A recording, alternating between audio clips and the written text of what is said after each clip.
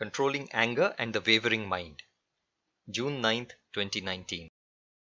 How to control the wavering mind and anger. O learned and devoted servants of God!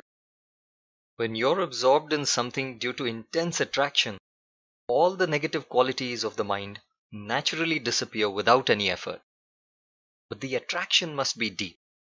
The mind should be completely absorbed through and through.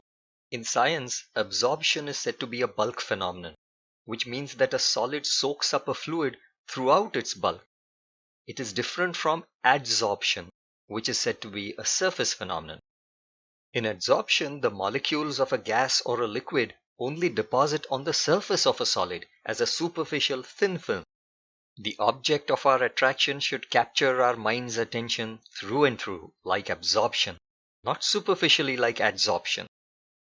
As long as a girl knows that her boyfriend is attracted to her, she behaves as she likes. She tries to attract her boyfriend more and more using reverse tactics. She may even behave rudely or arrogantly with her boyfriend. But when she comes to know that her boyfriend is attracted to some other worthier girl, this girl becomes quiet and stops behaving rudely with her boyfriend. She realizes that her reverse tactics may break his bond with her. The same is true in the case of our mind. The mind is naturally attracted to worldly things. So as long as you're attracted to the worldly bonds which are congenial to the mind's natural inclination, the mind will dance as it likes, and you will have to provide the music that it demands. Such a dancing or wavering mind also gets angry when its desire is not fulfilled. This is explained in the Gita. Krishna says that if you constantly think about worldly affairs related to money and family, it results in an increased attraction towards them. It is followed by a desire for enjoying them and anger when one is prevented from enjoying them.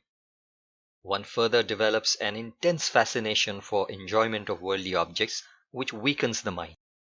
The person is then unable to analyze logically and finally ends up in total destruction. The actual verse in the Gita that explains this starts with Dhyayato Vishayan Pumsaha, and finally it ends with Buddhinashat Pranashyati. So instead of fixing your mind on the worldly bonds, you should fix your mind on the divine personality of God. It means that you should be attracted to God.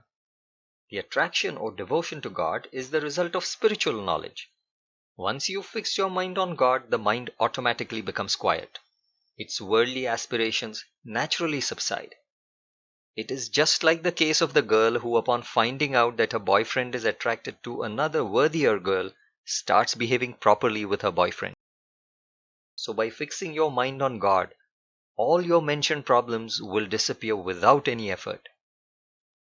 But without this more powerful new attraction for God, the mind's old attraction towards the world will never disappear.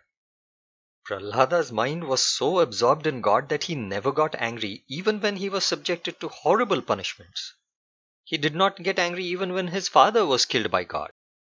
The Gopikas too never got angry even though their husbands and their in-laws were scolding them for dancing with Krishna and giving butter to Krishna secretly.